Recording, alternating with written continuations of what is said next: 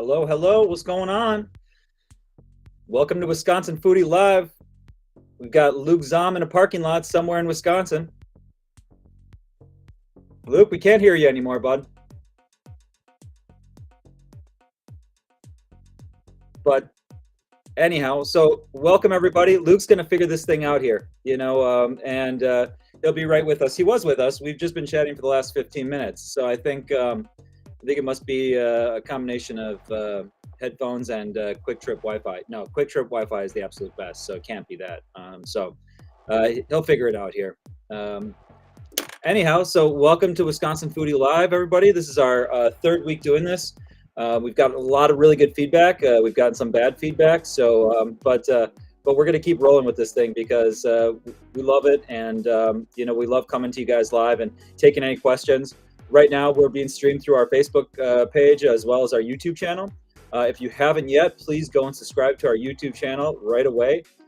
Hit that subscribe button. You will get notifications every time a new episode comes up. And if you stick with us long enough tonight, we are going to show you a trailer for next week's show, which is going to be a lot of fun. So while Luke figures this out, I want to invite, we have a guest here today. We have Baron Gottsacker from Baron's Gelato. I'm going to invite Baron in here, and Luke is going to figure out what's going on with his stuff here. So if you've got a suggestion for Luke on how he can fix his audio, type it in the messages, and we're going to be all good here. So let me introduce my friend Baron Gottsacker to the show. Baron, how you doing, buddy? What's up? Oh, I can hear you. Yeah?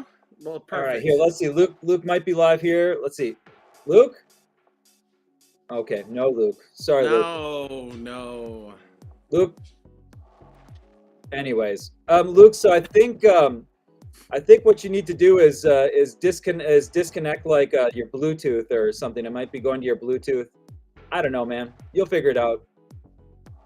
This is just what happens live. When we produce the show, you guys don't see this kind of stuff because we edit everything, all these technical difficulties, all the technical stuff get edited out and it looks perfect. So, but when we go live, stuff like this happens. So, Barrett, what's going on, man? How you doing? How's Good. I mean, life's pretty good. It's not the best time of year for people to be eating gelato, but thank God that the Wisconsin populace still holds strong and still eats their frozen desserts. Yeah? You back with us? Sad face. Go figure it out, buddy. Go figure it out and come back. Hey, it looks like we've got a lot more viewers than we've had in the past. Maybe it's because they can't hear you. Maybe this is a good thing, Luke. Okay. Hey, figure it out, bud. And anyways, so Baron, wintertime and gelato. What's gelato? Even though I wouldn't think that when we first started this business, I didn't think it was going to be that great. But amazingly, people still eat frozen desserts even when it's 9 degrees outside. So yeah. So you were busy in the workshop today. You were in the lab today making gelato. What kind of flavors were you making? Tons of stuff. So tomorrow morning I'll hit the road at about 6:37. Go down and see all of our friends. So we self-deliver all of our product. That's always been very, very big for us. As we've grown, putting it in the hands of somebody that doesn't have the love and passion for the product is always tough. But yeah, we made some fun stuff. I think one of the new flavors that's kind of been a real sleeper is taking our salted caramel and the cookies and cream, both very American flavors, and then putting them together for like a salted caramel cookie crunch. I really like it. Where's that one going to be? That's going to be Alimentari in Madison. Oh, fantastic! And that's Daniel Bonanno's place, right? Yeah. Yeah, very cool. Yeah, it's got to be tough. I mean, it's tough. When we were thinking about this episode, we thought, we're going to put out this out. I mean, this story needs to be told, right? I mean, the story of gelato, the story of ice cream, the story of custard, it's something that needs to be told here because it's such a cool story and we're so prolific in making these products.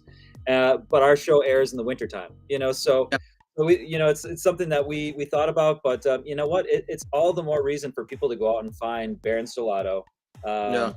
Pearl ice cream, or Leon's custard, because you know what? Everybody's still open right now, and everybody's serving. And I can assure you, you're not going to get the same amount of the lines that you would get in in the summertime. I think probably one thing, Baron, everybody's probably wondering right now is where are some of the places that people can find your gelato? Because you were the one of the only stories on the show tonight that doesn't really have a storefront. Everybody Yeah. else has a storefront where you can walk up and you can purchase the product, but your place did not. Does not. Where can people find you? So in the Sheboygan area, we have gelato cases at Il Ritrovo and Seekins on Elkhart. We sell pints at Il Ritrovo. We also have a case at Rosto Deli here in Sheboygan, and then Madison at Alimentari. A lot of restaurants in Madison, Bar Corlini, our good friend Giovanni. Conscious Carnivore has pints, Brennan's, and then that's just some of them in Madison. And then like Les Macarons in Brookfield, a lot of the Bartwana restaurants that we service in the area, Onesto, kind of like the real big hitters, Harbor House, and then just in our area. So, we don't go too far north usually, but we're really concentrating on Madison. We've got a question here from Cheryl Kuhn asking where in Western Wisconsin can they find your product? Western Wisconsin, probably the is going to be, Brennan's is probably going to be the farthest west. In Madison? Yeah. Yes. What about Driftless Cafe? Has Luke brought the gelato? So we were actually trying to get Luke some product, but with his busy schedule and my busy schedule, I was actually just out teaching. I speak at the Ice Cream 101 course at Penn State on incredible. The gelato portion of it. But then with winter weather and all of the other fun things that have happened, I got delayed, so I wasn't able to get back in time. Luke some product. So yeah, it's tough because we self-distribute. It's usually going to be myself or my father in the van, or my wife Emily, and my father or brother-in-law or something of that nature. So it's always somebody in the family that you're going to see delivering. So sometimes those far western Wisconsin, that makes for extremely long travel days. So. Yeah. So and it's really everybody in your family. It's a family operation, right? I mean, it's very, very, very family operation. So we got into the shop at about 7 or 7:30 this morning, and just worked until 5 or 6, and then just got him down and you've got a taste tester. I mean, this show is kind of all about kids, and you guys have a built-in taste tester, right? Yes. Tell us who that was, and all right. So that's now he's a year and 2 months, our baby boy Enzo. So he's only had like maybe 2 or 3 tastes of gelato. What? Yeah. Hey, you're there. Hey! He's back. Hey! Oh my gosh, I was in like audio video purgatory there. That was terrible. Oh no, it sucks when you get stuck in that loop, the void. Baron, Emily, it's good to see you again. Good to see you. Thanks. It's nice to be seen. I Cheers. mean, it's good to hear you again. Hey, thanks. Arthur, did you explain to people that we had this all like teched out, prior to going live, and then usually we get on this thing about a half an hour beforehand, 15 minutes beforehand, and we've been talking for the last half an hour, and right when we all went live, it was really the headphones. I noticed that happens.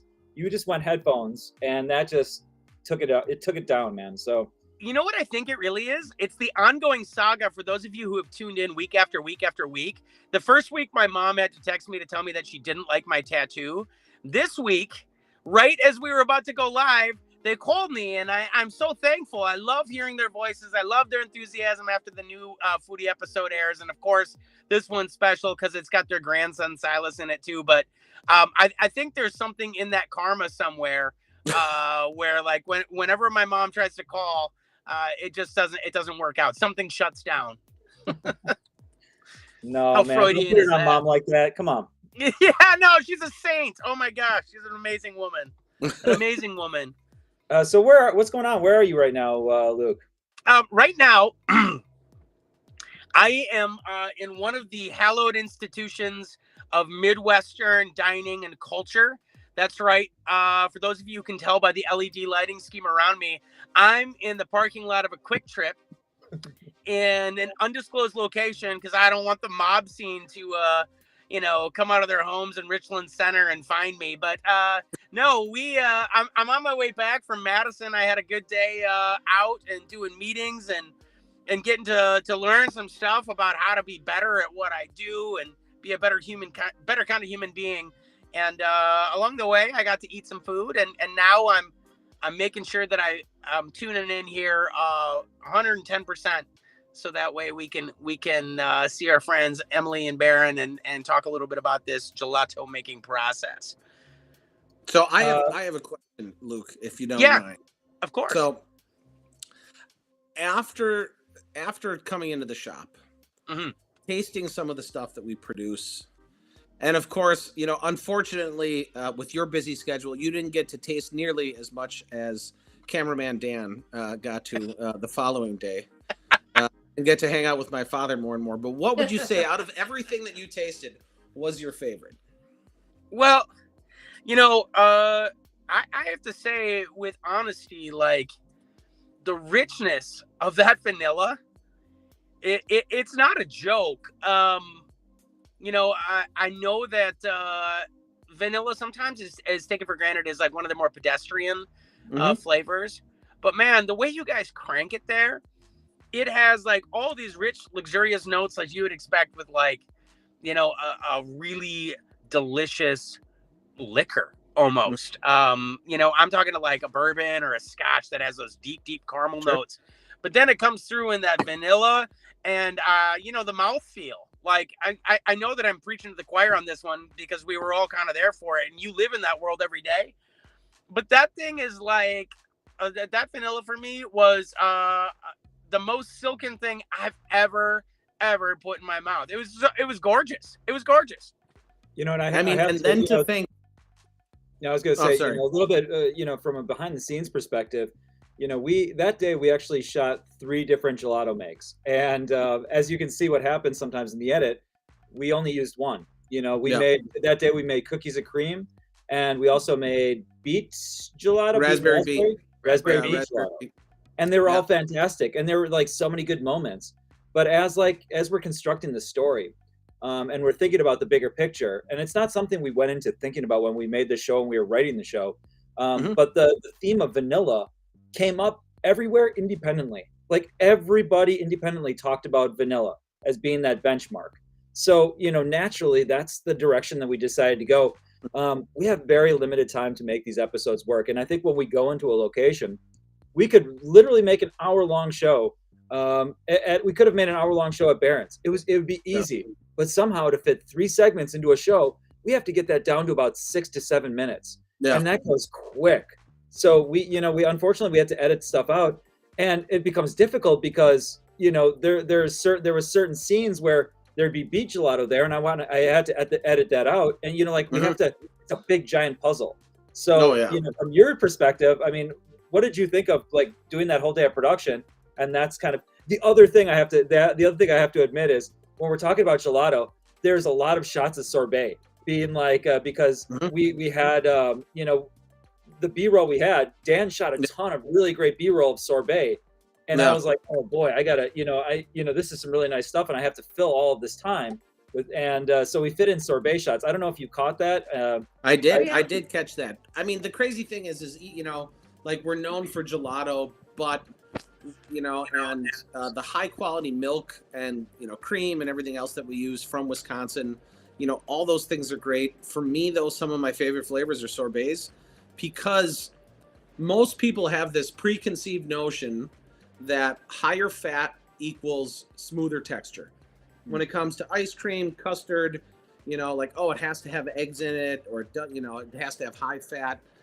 But as you guys were able to see, that it's the freshness and the care and the quality that you can make Like that vanilla gelato was 6% fat, so we couldn't even call it ice cream if we wanted to. And if we had to put it in a category from the U.S. government, that's put in the category of low-fat ice cream. Nobody has Ew. low-fat ice cream and goes, "Oh my God, that was amazing." You know, The froyo people out there are just reeling right now. Yeah. I just want you to know. Yeah! That's my jam. But I have to say that the fresh fruit sorbets, raspberry sorbet, lemon sorbet, all of those to me hold such a special place in my heart. I mean, we just got a full shipment of lemons from our family's trees in Arizona that we're going to process down and make sorbet. And there's special times of the year that we get cases of lemons, and like we'll split half a pallet of lemons from Sorrento. So we'll make those lemons. And the cool part about those lemons is that the pith, the white, isn't bitter. You could actually bite it like an apple, and there's no bitterness whatsoever to it. So wait. You're saying that your pith isn't bitter? my pith is not bitter. I am Well, saying my pith is the sweetest pith you've ever tasted in your life. You heard it here first, folks. This is not PBS. We get, it's what we want here, all right? We have to hold back most times 'cause we're on PBS. But you know what? This is live. We're taking it off here. Yeah, apparently. I can't be trusted. Baron, so we went through the process of that, and people get to know you a little bit. But tell me, what is it like to, I always say that, like, at the end of a shift, as a chef, the last thing that I want to do is eat the food that I prepared, right? Mhm. It just, like, at the end of the time, it all smells kind of uniform, and, like, you get some of those smell profiles or even some of the flavor profiles caught in your head, and they don't go away. It's like muscle memory. Yeah. Do you have a flavor of gelato that you make that you just can't eat anymore? I wouldn't say can't eat. I shy away from, like, I think the peanut butters that we do. I don't know, for some reason natural organic peanut butter has this like funk in my nose that, like, I can't.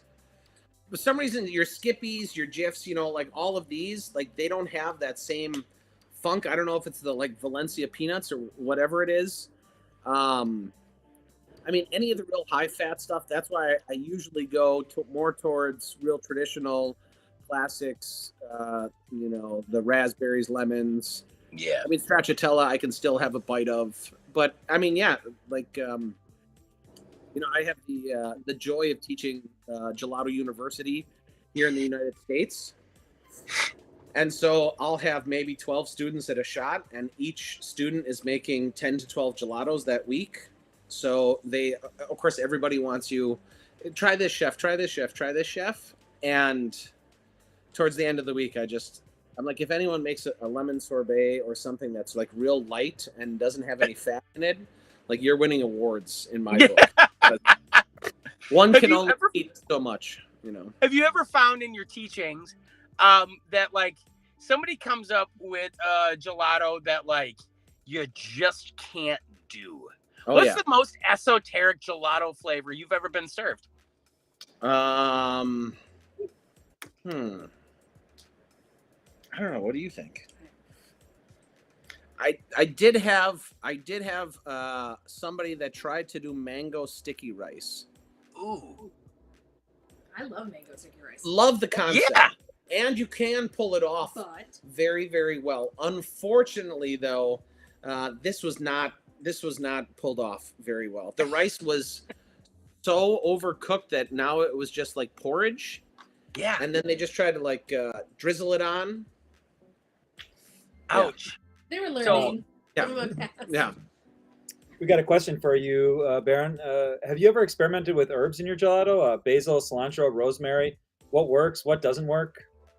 It So sounds we like actually- basil would probably be a natural, right? Yeah, Basil would be a yeah, natural. they all work. I would say those are probably some of my favorite flavors in the summertime. We do a lot of basil gelato. Tarragon gelato is phenomenal.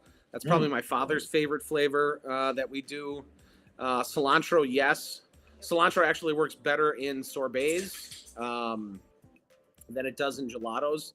But yeah, Lime cilantro kind of lime cilantro sorbet. So What about saffron? Saffron would be a good one. Have you ever tried saffron? we do. I think Alimentari has saffron right now. Yeah, Saffron that'd be great. Yeah. Changing gears a little bit, I think our audience always has one question for us is restaurant recommendations, where to go out to eat. You're in the Sheboygan area, and I would say, Sheboygan is just like a real burgeoning sort of culinary, scene in itself. You're starting to see all these little, all these towns start to pop up, and they've always been. I mean, the history of food in Sheboygan has been fantastic, but you're starting to see that kind of even start to elevate even more. Door County is elevating. All these towns are starting to elevate their food scene. What are some of your recommendations for people that are in the Sheboygan area that they might not be used to? I mean, obviously everybody loves Il Ritrovo, and Fields Il of Forest. Ritrovo, I think Stefano's, Harry's, Prohibition Bistro, another VPN certified pizzeria in town. Wisconsin's got 4 currently. Sheboygan holds 2 of those VPNs. Harry's Diner, I mean, really on the breakfast side of things, very, very old school diner, but everything's made fresh. You're not getting, canned corned beef, any of this other stuff. Tochi Ramen just moved to town, so they closed down their West Bend location, and they moved to Sheboygan for the scene. Black Pig, Arrosto Deli. I mean, there's so many good restaurants in town that it's, and even surrounding, like in Kohler and Plymouth, there's really great restaurants just in the county as well. Elkhart Lake. Elkhart Lake Paddock Club. Like Linda's. I love the Cravery. The Cravery is fantastic. That place is pretty great. Yeah. The Terrapins and whatnot are really fantastic there. Yeah, I got to say what's up to Lynn Chisholm, the chef at the Paddock Club in Elkhart Lake. Old school connection there.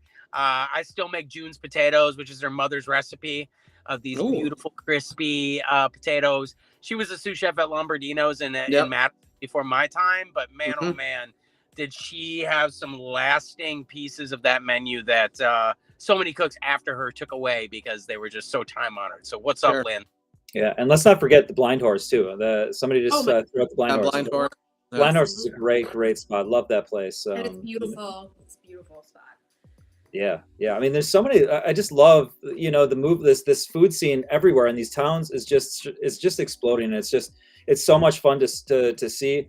We've noticed that, like, through the show, people ask us all the time, "Are you going to run out of stories?" But stories just keep on developing. Stories keep on creating themselves, and it's just endless for us. Whether it be somebody that's been doing it for 5-6 generations or somebody that just started doing it yesterday.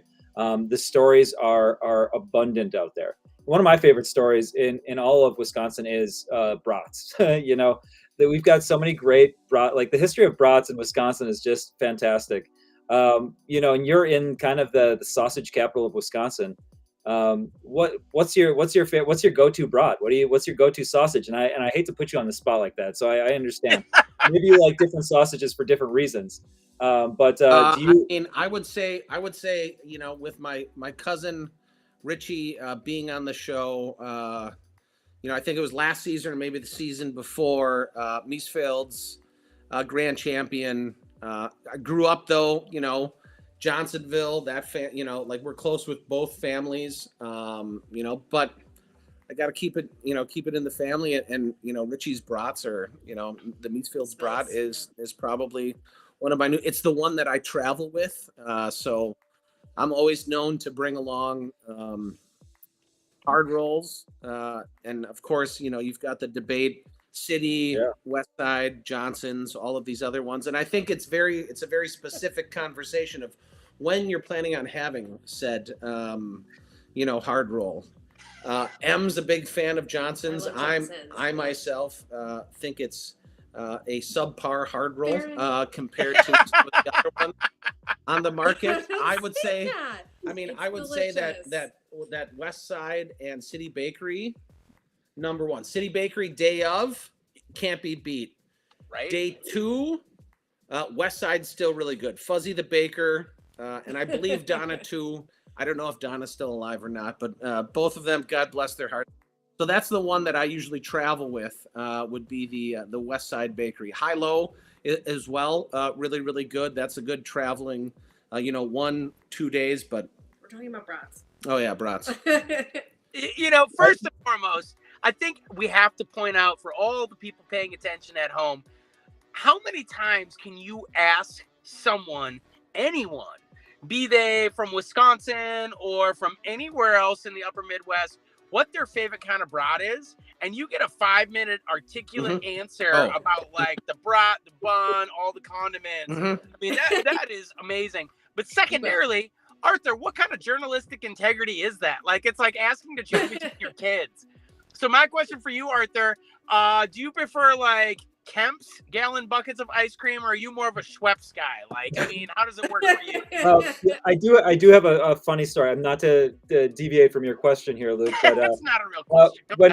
When we were there with Fuzzy, I actually had Fuzzy autograph a bag of hard rolls for me, and I took it home, and I was like, I'm gonna figure out a place to give these like a signed autographed bag of hard rolls to somebody through Facebook, and I never did, but I kept the rolls in the freezer. And my wife kept on asking, can we throw these rolls away? And I was like, we cannot throw these away. It's signed by Fuzzy the Baker. This is like, I can't throw these away. I think it was like over a year, and they were just sitting in there. And finally, I think she snuck them in the garbage. But what? I know, it was not a pretty day around this household. Let me tell you that, okay? Your poor wife. But we have a fridge full of just right now we have yak cheese. We're doing a lot of research, yak cheese and yak summer sausage. We've been doing some research for next season, so my fridge is just littered with interesting products from around the state. Same here. Yeah. Is there any water buffalo in Wisconsin? This has been like the I guess the great white buffalo in stories of like there's somebody maybe perhaps that has a herd. They're going to be producing milk and or cheese. Well, yeah, Bob Wills from Cedar Grove. He knew a guy. He was working with a guy to make this water buffalo cheese, and the story goes that the water buffalo impaled the guy. Like the water buffalo gave him the horns, got him good. That's not funny. They shut it down. They just that's it. No more water buffalo cheese. But that was happening for a while, and we, this is kind of lore. This is a story at this point, but Bob Wills said that the guy was like, I think the guy that was milking this thing was half blind to begin with, and I don't know, man. This is so wild. So we'll have to get Bob Wills in here sometime to talk about this story, because I want to put that on the show. I was really excited for that. I was like, we've got to go out there and do a water buffalo cheese episode and watch the water buffalo get milked, the whole thing. And then we couldn't, because the water buffalo, I think, impaled the guy, and I don't know if he died. I get, lots of stories. If we film that, do I get hazard pay? Ooh, you're lucky you get any pay at all, my friend. The way that you said, he got the horns. That was like maybe the most Wisconsin thing I've ever heard you say, which is why I was laughing. Getting gored by a water buffalo is not funny.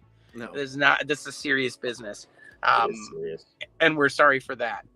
Baron, what do you got coming up for you? What's the summer look like? I mean, this has got to be a little bit of a contemplative season right now. You guys have that beautiful baby Enzo, and it's keeping you busy for sure. Obviously, you're putting patches on your jacket. That's keeping you busy. What do you got coming? We're slowly adding patches. They're what? I said we're slowly adding patches. one at a shot. So the beginning of the pandemic, we had a custom gelato cart built in Italy for us. So we finally received it maybe 2 months before you guys came and shot. I think there's a little clip of it with Dad pushing it in the parking lot, rolling it back in. So really, we're getting more and more in a wedding, doing weddings, corporate events, things of that nature. And I think it's been great because everyone loves gelato and frozen desserts, but now especially in this this time that we're in, we can still bring that gelato cart outside, and people can still socially distance and be able to get frozen treats. And especially with everyone working so hard during this pandemic, the people that have had to go to work, all these frontline workers, I'm starting to see a lot more companies really kind of appreciate their employees and, treat them to, hey, we're going to bring in pizza, or we're going to bring in, a gelato cart, something. So. Have you considered, I know this is, you probably hear this all the time, but have you considered opening up a storefront? Is that something that would be in your future, or do you kind of like the model you're at right now? Yeah, we've always talked about it. I mean, the tough part would be if we're in, the Sheboygan area, and then we're kind of competing with some of our customers that we sell gelato wholesale to, having a case, at Il Retrovo where people can get scoops and seepkins, has been, since the new owners took over, we moved in day one, and everyone's just been really, really great. I mean, I would really, I would think about Milwaukee or Madison if we could find the right partners, to open up a place.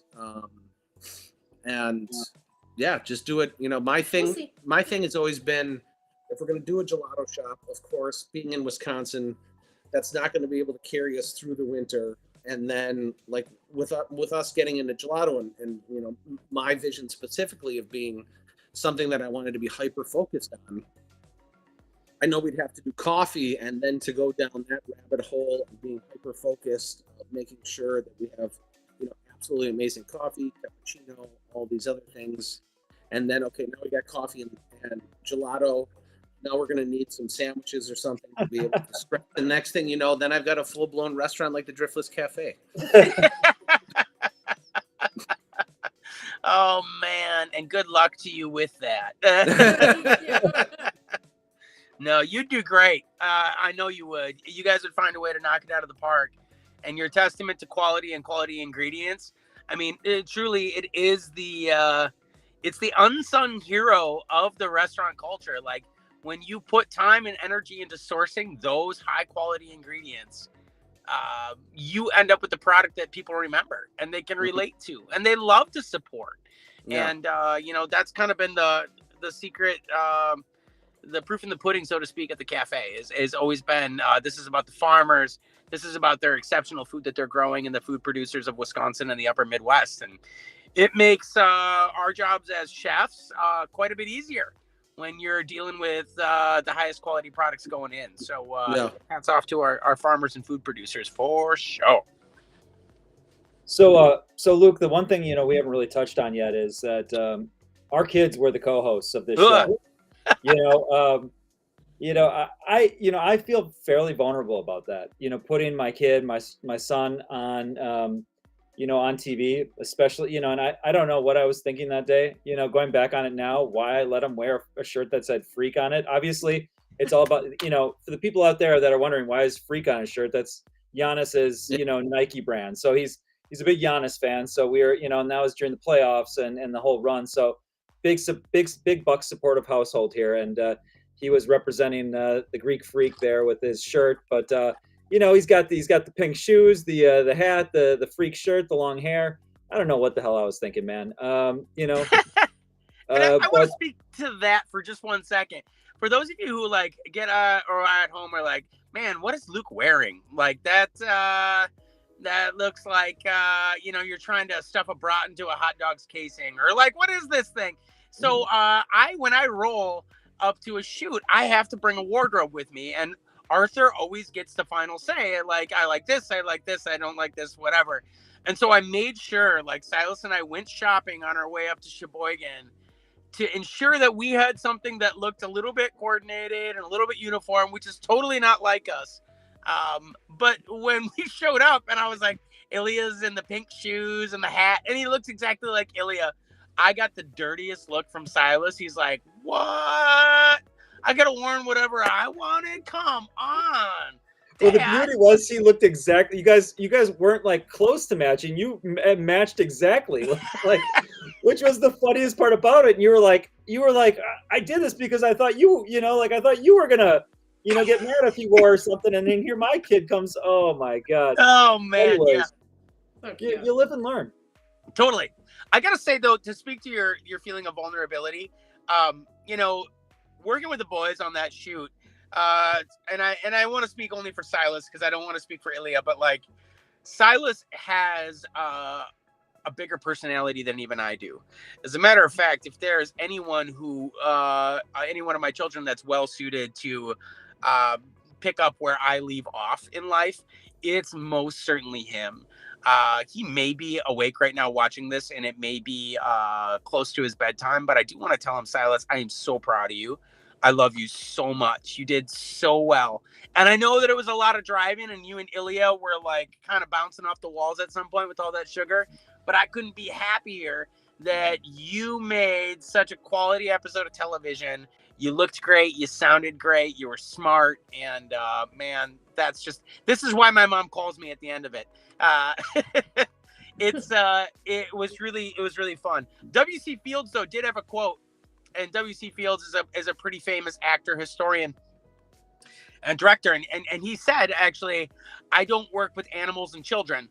And for part of the PBS blog that I write, I vividly remember driving into the sunset one of those nights trying to film that monologue after we had given them Barron's earlier in the day, and then we drove down and we did Leon's, and they were just jacked on the up down of sugar. And I was trying to do this monologue before, hey, what's up, Ilya, before we ran out of light, and they were just bouncing all over the place, and I'm like, that's why W.C. Field said that. Like, no animals, no kids. My God, guys, keep it down back there. Put your seatbelts on, Christ. Ilya, so what did you think about working with Wisconsin Foodie and Luke and I and Silas and eating? Do you remember Barron? Remember the gelato?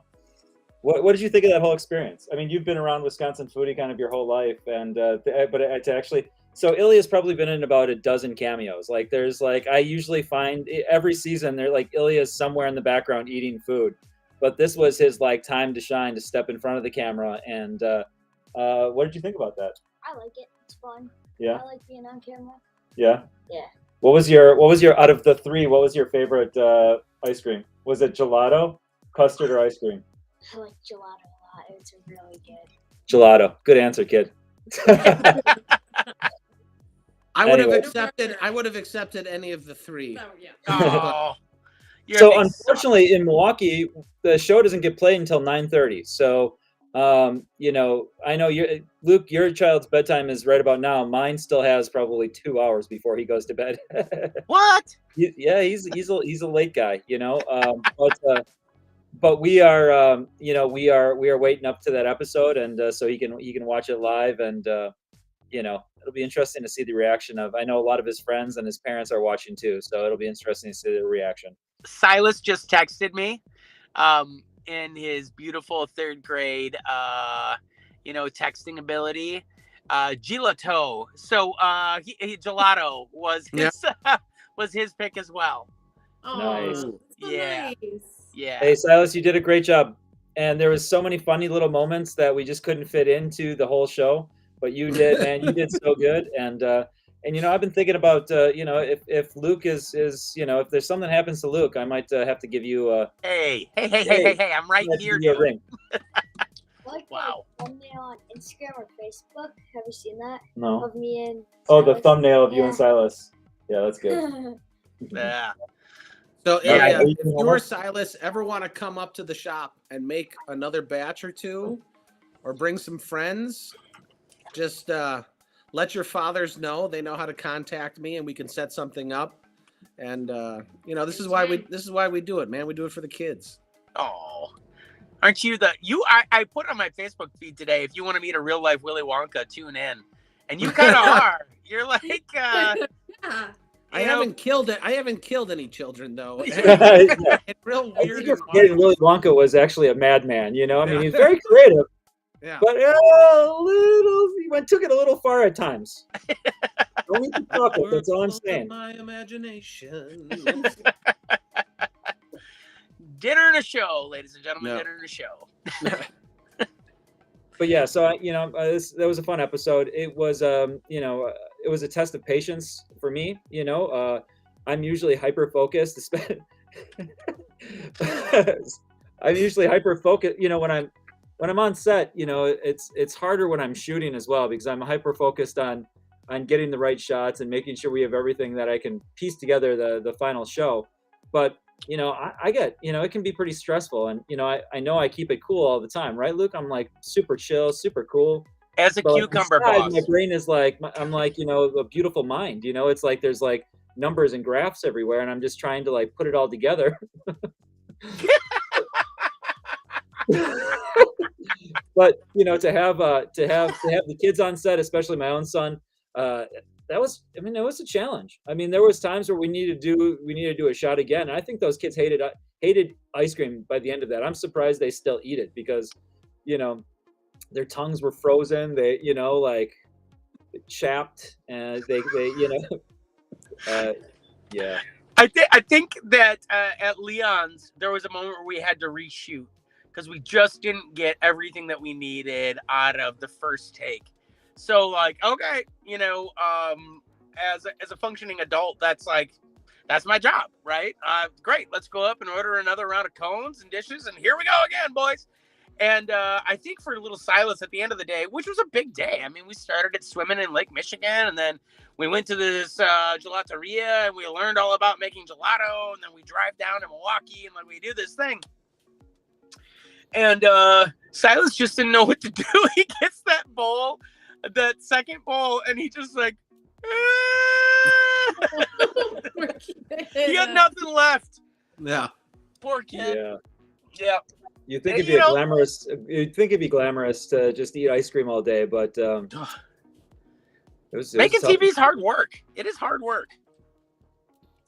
Yeah, it's funny. We got a nice comment here. This is what it's all about. Luke drinking Quick Trip coffee on the live show. That's pretty Wisconsin. Look, I think we're onto something here. I think like if you might need to go into the Quick Trip and like walk around and talk to some folks. Like we might need to take it to that level. I think with this thing we're trying to develop here, this live show, we're trying to push the boundaries here, folks. If you've got some interesting, if you want to see Luke do something, strange, put it in the chat box. I will say that like the first season, maybe season and a half of shooting Foodie, Arthur lives in Milwaukee. I live in Viroqua area. So there's a lot of travel in between. And sometimes, if you don't have time to actually research and find a stop along the way, Quick Trips kind of act as like a lifeline. I have a dinner that I could go in there and bang out right now. Superior fresh greens, a couple of those chicken tenders. They have the Italian dressing on top. Like you can walk out of there and eat like fairly decently, fairly clean, and inexpensively. And it kind of makes these things really, really important aspects to a lot of local small communities. They end up being the grocery store. Oh man, they have the best snacks. When we're on the road, honestly, when like that, like I've said this a couple times, but behind the scenes, Wisconsin Foodie is really the best. That is so much fun. I wish there was something we could do to bring you guys that whole scene. Oh, look at that pupper. We have a special guest. Oh man. He's been bugging me this entire time. Yeah. Oh yeah, he deserves a little camera time. What's his name? Maisie. Maisie, her name. Yep. Sorry. Yeah, rescued her from the Humane Society about 2 years ago. Oh, she's beautiful. Thank you. Yeah. 55 pounds a chunk. I had a bulldog named Ancho, and he smelled terrible. Yeah, she doesn't smell. Oh yeah, that's just the thing. It's all part of the breed. Poor baby. Yep, kids and dogs. That's all you need to make good television. Yeah. Babies and dogs. Yeah. Although I heard Silas's feelings. I heard Yeah. Silas's feelings with my last comment. Baby, I love you. I'm sorry. I was just picking on you. You did a great job, dude. Really great job. This is me parenting through the power of social media. Oh my goodness. No, I love you. You'll have to go back into the Quick Trip and grab them some snacks. I'm sure like gummy bears, like sour straws, go a long way. I swear, we don't get paid by Quick Trip yet, but I swear to God, like whenever we travel, they got the best snacks, man. Like we go in there, they got the supply of snacks is bar none in Quick Trip. So good candy. Clean bathroom, great service. Bathroom. Yeah, man. The other thing is, and this drives me nuts with gas stations, is when the card reader or the Apple Pay scanner does not work. If I pull up and it doesn't work, please see cashier. Yeah, that's it, huh?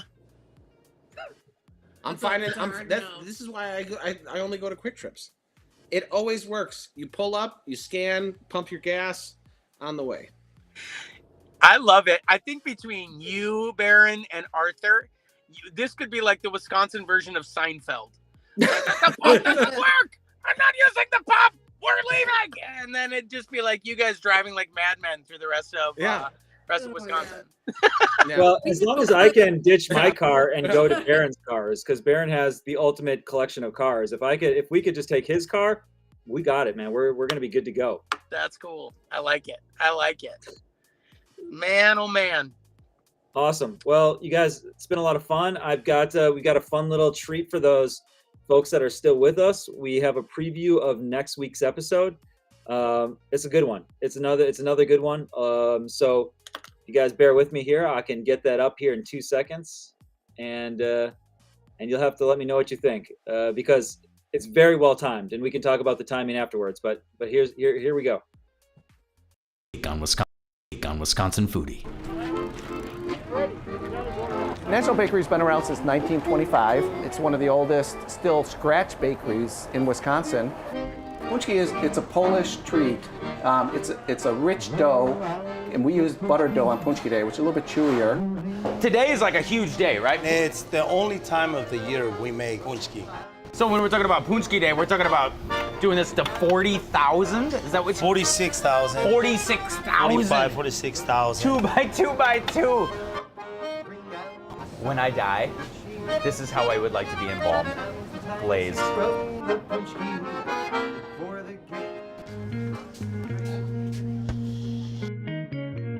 So pierogi is a dumpling. It's a dough-based dumpling. I grew up eating pierogies. I grew up making pierogies with my mom. So I thought that would be the best way to introduce my culture and heritage to this beautiful area. And then they are really good with some caramelized onions and crumbled bacon. That bacon bite is legit.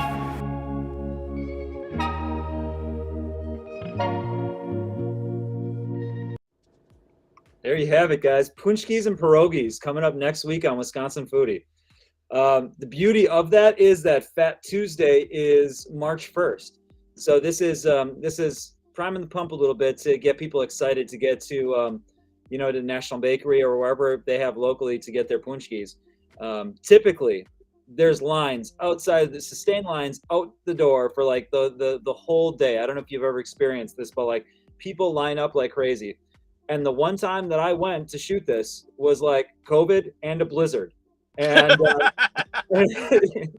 so it's like there was like hardly anybody in the store, but they had developed this drive-through technique. They had developed like a drive-through, so you could order drive-through and your pączkis would be developed. And there was like long lines of cars doing this all day long in a blizzard. But inside there was a guy playing an accordion, and there was only a couple people, stragglers in and out, and it wasn't what it typically was. So I'm hoping this year with this episode, it's gonna drive crowds to National Bakery. Hopefully I'm sure they're gonna let people in, and hopefully people come and support that place, because it's just those institutions, right? It's like those old school institutions in Wisconsin that we really need to support if we want to keep the doors open. They've been doing it forever. I know these the owners are fairly new. But it's still the same recipes, and the gentleman that you saw in the show, the baker in the back, is just couldn't be cooler. Just the most amazing baker, and just the unsung hero of National Bakery. And they make 40 some odd thousand pączkis, which is, you should have seen Luke's pączkis. Oh my God, it's what? Yeah, you did a good job. My pączkis were great. I did the prune fillings. And I gotta say, like, for all you haters out there thinking like prune, have you ever made a prune gelato, Baron? Yes, I'm a fan. I'm a big fan of prunes. Yeah, me too. I mean, they get a bad rap, for being kind of old and farty, but like, they do have a really, really delicious flavor profile that lends itself really well to like the pączki. But the thing that I love about that episode, honestly, one of the things that I get so fired up about is so many people look at like Wisconsin culture and say like it's one thing. There's this one homogenous culture in the upper Midwest, and it is European descendants, and like it's German, it's Irish, it's Norwegian, it's, you know, Italian. You know, the list goes on and on and on of how people think of us on the outside. But when you actually read between the lines in a lot of our communities and in our small towns and in our big cities, there are cultural people all over the place. And the Polish community, specifically in Milwaukee, being the second largest ethnic community in the city, has this tremendous pull and has influenced people all over the state, and still holds true to their cultural roots. So following that national bakery and then going all the way up into Door County to meet Christoph, you know, it was great. It was this great little pocket of resilience in a place that is often thought of in one lens. Yeah, it's fantastic, and you know, it reminds me a little bit about you, of you as well, Baron. Christoph's an extremely hard worker. He is there day and night. He's got a very tight group of people that he works with, and you know, he came from Poland and he fell in love with Door County. There's a funny line in there that when he came to Door County, he's traveled the world. He's gone to so many different countries, but when he came to Door County, he thought the whole United States was like Door County. He had no idea that it was different than Door County. He just fell in love with the United States after that and moved here because he loved Door County so much. He was in for a rude awakening when he left Door County, but you know, his shop there, what he's doing, those pierogies are fantastic. He's such a hard worker, great business mind. He just bootstraps it, you know, does everything himself, and just fantastic to profile people like that. And we really hope that, you know, he gets the support he deserves. I know he's going to do something special for this episode and sell his frozen pierogies because his shop's not open in winter. So he's going to find, he's got some fun stuff going on. The other thing, Baron, I saw on Instagram, you're doing a giveaway. Have you picked a winner? Have you found a winner for your giveaway yet? I don't know. I would have to talk to the social media team. The only person that's not part of the family, our social media. Because the thing is we're all just very old school and, like, you know. Yeah, you're focused on gelato. Yeah, I get it. Eats that stuff, you know, just emails, just call them and see what they want. And I'm like, you know, things work a little bit differently around here, you know. Now, no. You spend all this time emailing. If you just pick up the phone and call them, it'd be good. So Holly's taking care of that. I don't know if she's picked.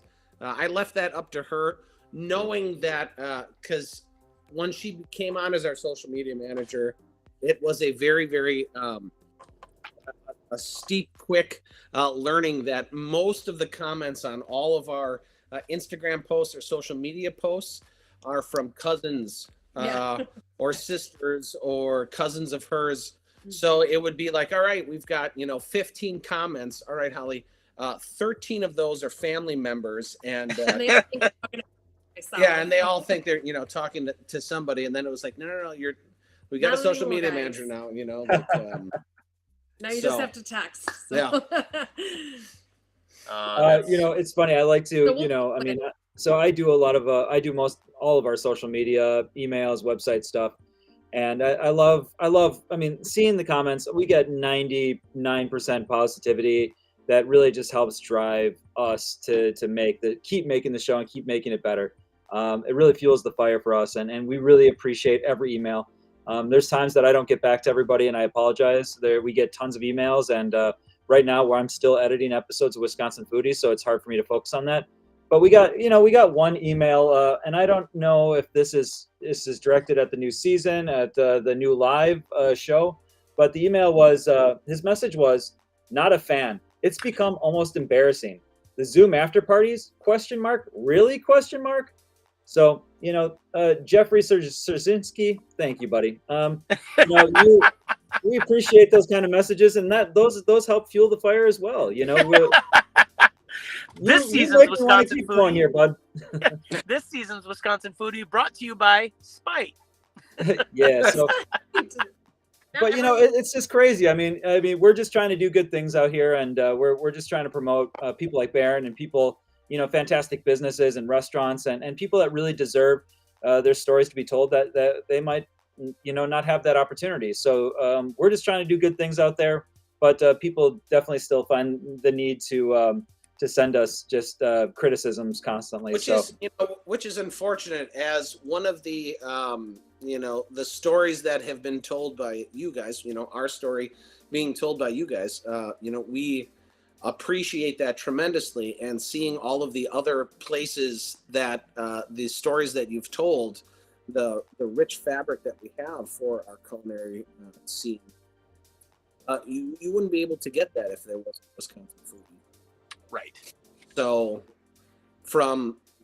I will speak for all of us, that I really believe that the show must go on, and it must go on in this exact format with the live afterwards, because it breaks down, kind of that barrier a little bit, where you can talk to the host, you can talk to the producer and really get, one-on-one with people. You don't get that often.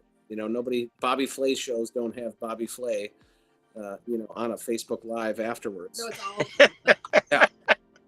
It'd be 16 Spice after party with Bobby Flay. No, that's mean. I don't want to take anything away from Bobby, but I do want to say, it sounds like a challenge. Luke, do you want to challenge? Are you challenging Bobby Flay to a throwdown? No, I will now? not be beating Bobby Flay. I will challenge Bobby Flay. Oh Bobby Flay loves gelato. Yeah. Pistachio gelato specifically. Anytime that Bobby Flay wants to go up, I will take him on. You know that I know people in Bobby Flay's talent scouting crew. We could get that hooked up. Perfect. So we're 6 degrees away from Bobby Flay. That sounds great. Sounds like 2 degrees away from Bobby Flay. 2 degrees away. Do you think if they did a Bobby Flay throwdown, do you think somehow in that little package of Baron's backstory and Sheboygan, they'd find a place to put brats in? Do you think brats would make that B-roll package of Baron's life story? Exactly. There'd be somehow the Bratwurst spices, that Bobby Flay. Of course. 16 spice gelato. Awesome, everybody. Hey, well, we're approaching the hour mark here, and I know that everybody's got things to do, and we could keep this going for a while, but let's wait till next week, and we'll have the people save up any of their questions, and we'll be back here at the same time next week. Luke might be somewhere else. He might be in the Quick Trip parking lot. He might be at home. Parking lot. You never know. You never know. It's part of the magic here at the Wisconsin Foodie Live. So, well, again, Baron, really appreciate it, man. It was a lot of fun. I hope to catch up with you guys this summer when you're out and about at one of your parties or one of your festivals. You'll have to let us know how Baron's Gelato has been impacted by Wisconsin Foodie. Would love to know if you get more phone calls tomorrow, or if you lose business, because of us. So hopefully, that's not, it's a risk I'm willing to take. I mean, thanks, you're good. Baron. Luke, though, I don't know.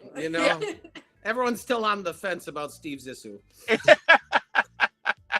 That's right. I am the Zissou.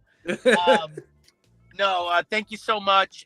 Thank you to everyone who's watching. Arthur, why don't you tell these amazing people who supports Wisconsin Foodie? Would you do that? Yeah, I'm gonna. Hold on one second here. I got something. Okay. I'm working on something here. I set you up with the best segue ever.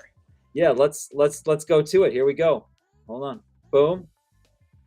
Boom.